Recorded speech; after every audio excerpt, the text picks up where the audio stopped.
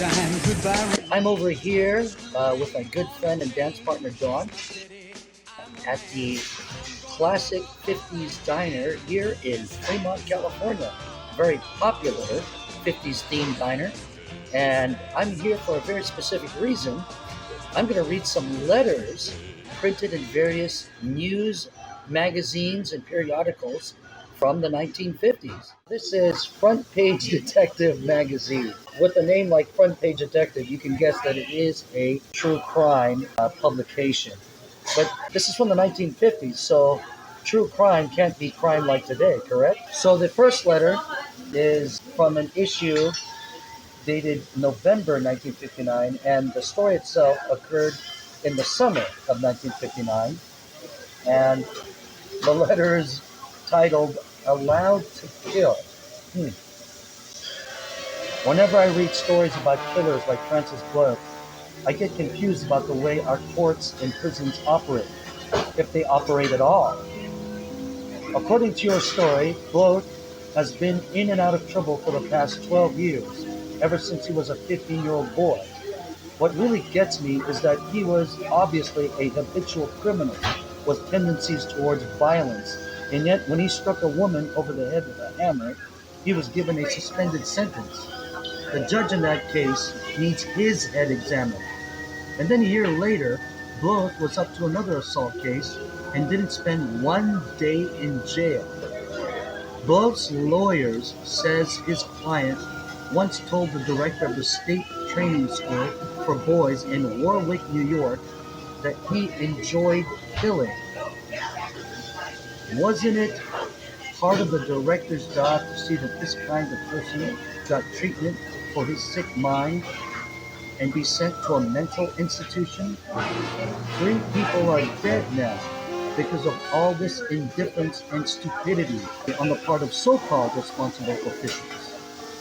Bloch was one criminal who apparently was allowed to break the law and assault people without punishment. It's no wonder he went off on a killing spree.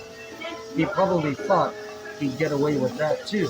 And who knows, maybe he will.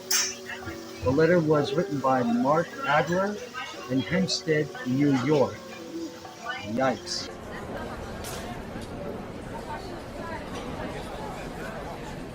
This letter is in response to another letter published in February of 1959. Effective gun laws. Mrs. William Young of Fort Collins, Colorado wants a workable gun law to prevent crimes in which handguns are involved. The Blotter, February, Front Page Detective, 1959. Well, I would recommend she try for a real gun law, such as the Sullivan Law of New York City. Certainly, in New York, it is not possible to buy small firearms without a permit, and over the years, this law has been tightened up more and more. The result? Well, New York statistics show that crimes in which handguns were involved have increased annually. It is a fact that the majority of those who scream for gun laws as a panacea for armed crime are those with very, very little knowledge of guns or of the circumstances involved when a crime is committed. Gun lovers, sportsmen, and target shooters can thank their lucky stars that our top men in the lawmaking business are usually intelligent and will bend no ear to such cries. Gary Sherman, Los Angeles, California.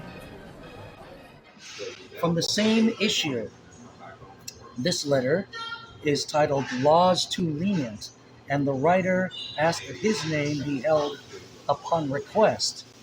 I cannot become accustomed to the present generation of two-bit punks who have dedicated their lives to larceny and violence. I was once a young man, but I loved to work, and no thought of violence ever entered my head. Laws are not tough enough. Many criminals are paroled who should not be paroled. I consider that every respectable citizen should have a loaded pistol in his home. If someone attempts to break into your home, do not give him a chance. Kill him. This is 1959, folks.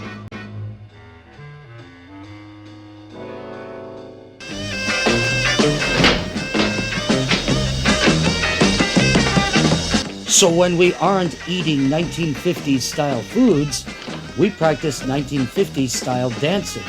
50s movie dancing, that is. The American Bandstand regulars obviously didn't dance like this.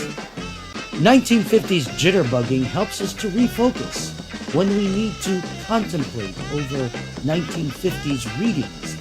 And we sure needed to contemplate over some complex 50s era issues when we read letters concerning 50s era racially motivated restrictive covenants, not in the Deep South, but right here in the San Francisco Bay Area, with this example coming from the year 1952.